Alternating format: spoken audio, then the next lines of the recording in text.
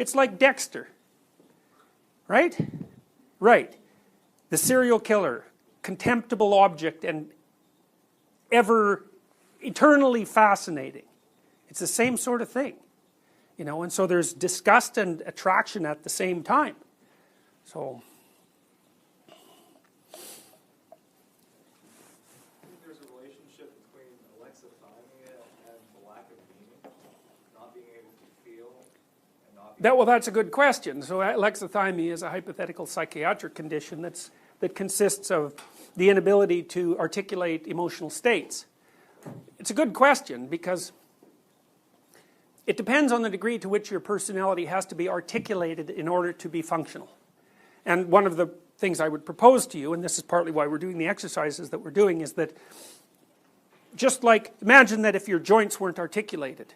It's not very helpful because you could just sort of slap things with your hands, you know, they'd be like paws, but they're fully articulated. And there's a conceptual relationship between articulated speech and articulation. Articulated speech means that your tools for dealing with the world are more differentiated, perceiving, acting in the world. And so the more you can articulate yourself, the more of you there is, the more the world there is, and hypothetically that's a good thing. So if you're without terms for emotions, pretty damn hard to communicate. Would you say some of the New Age concepts kind of combat the objective reality, I guess, that we're living right now, in terms of Yes. maybe standing for bliss and falling intuition and kind of trying to tap into the... Yeah, well, a big part of the New Age movement is in fact a reaction against rationalist nihilism. So, and to that degree, there's some utility in it. But the problem is that it's sort of like Protestantism without the devil. The world is all good. Well, no. Wrong. That's not even close to right. The world is a horrible place, and people are terrible creatures. But that's not the whole story, right? Because the world is also a wonderful place, and people are amazing creatures. So, but I think that's another answer to the ideology question too, is that in my understanding, a philosophy that unites the opposites, which is kind of a Jungian idea, is not an ideology. So here's an ideology. Human beings are despoiling the planet. Western culture does nothing but rape and pillage, and nature is a innocent, virginal victim. It's like, yeah, that's all true. But it's only half true, because human beings are all also unbelievably interesting and remarkable creatures, and it's no bloody wonder that we're trying to survive, and that has costs. And thank God for culture, because otherwise, you know, it was -10 last night, so we'd all be popsicles.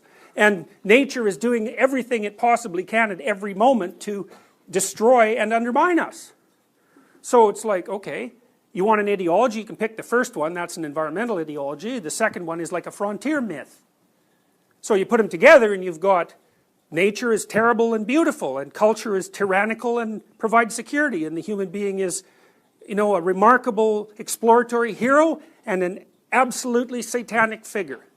And then you've got the whole thing. Not quite, because there's one other category that is sort of like the category from which all those categories emerge. It's a very low-level category. But as far as I can tell, a system that has representations of those classes of phenomena is not an ideology. Belief systems have a dogmatic element and a transformative element. And they're always at war. Because the dogmatic element constrains the revelatory element, and the revelatory element undermines the dogmatic element, but they're both necessary. So it's a form of dialogue. It's the best way to think about it. There's got to be a dialogue in belief systems between the structure and the process of updating the structure. And any belief system can err too much one way or the other. And the only way that you can figure out if you're erring is by paying attention and communicating.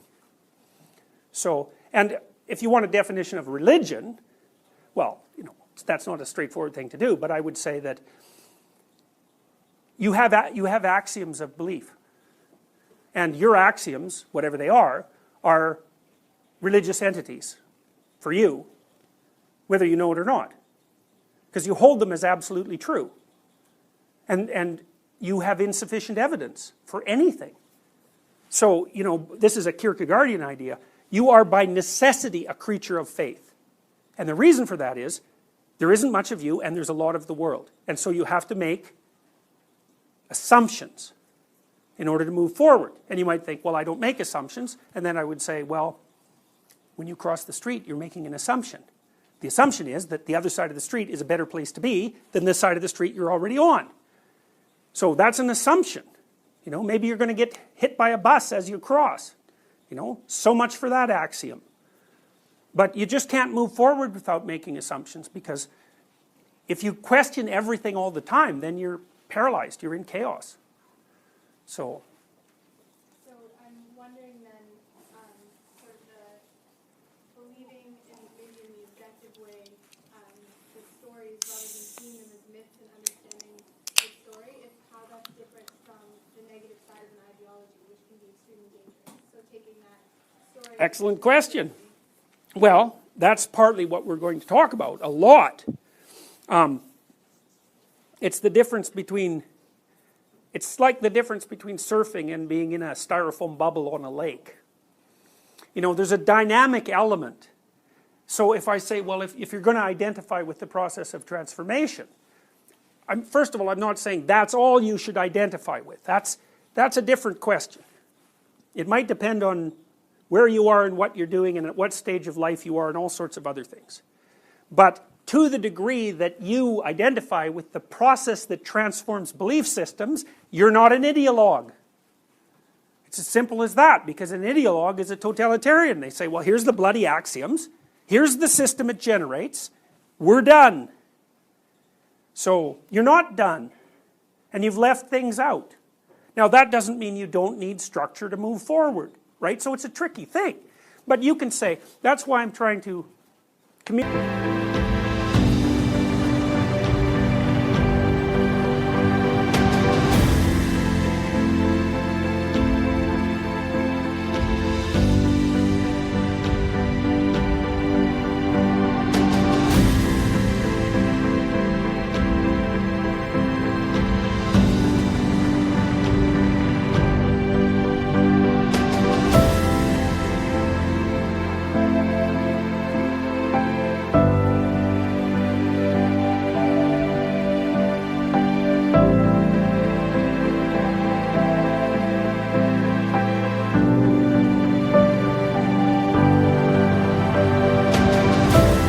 To you the idea that it's better to conceptualize a belief system as a set of tools.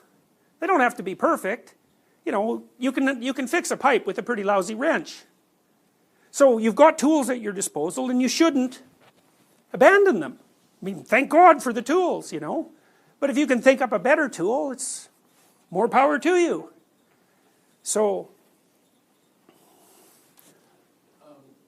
so a lot of what you're describing, you're framing it in terms of it can serve as a tool to unlock issues relating to like religious ideas and mythology in our culture that typically undermine people's ability to live, things like that. So it seems like, particularly, it seems helpful for people who have been disillusioned with religion and don't understand the ideas, think it's all crazy, and now they have this new framework they can go apply to the religious stories and ideas that find meaning in them, right?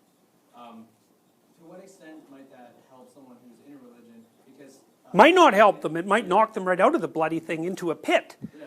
I mean, I've had fundamentalist Christians in my classes before, you know, and it rattles them up pretty hard, because they're kind of funny. They're sort of like the rational atheists. They tend to think of the religious system as a theory about objective reality. It's so funny because they both share that, they both share the same presupposition. And so, you know, I outline evidence that it's not, and that often is extraordinarily hard on their fundamentalist viewpoint. So, but that's okay with me. It's like, Yeah, and presumably they could get over that, or if it wasn't, or if they weren't too far along with it and being completely fundamentalist. A lot of, because an assumption is that, like, over time, as we came to re-understand belief, like, as a culture, and then that probably affected the core of the belief system, like, right in the religions too, so that not even they are fully understanding what beliefs are actually helping them live their lives. oh, definitely not. Like, I mean, all of you people in this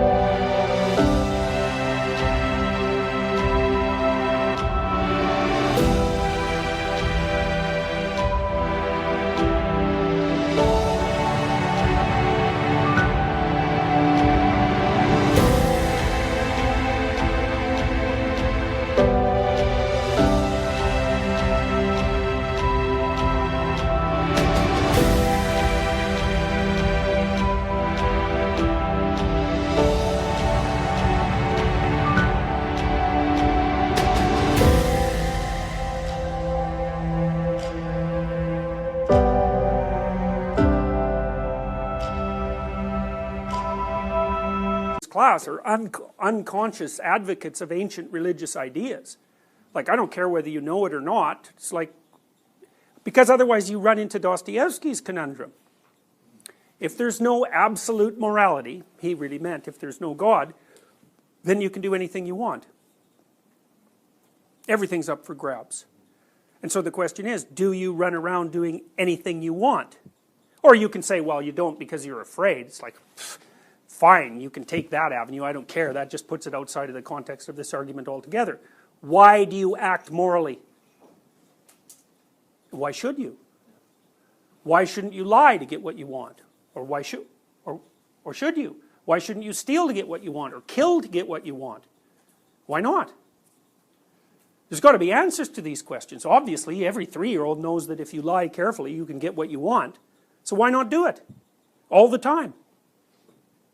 Why not practice it until you're great at it?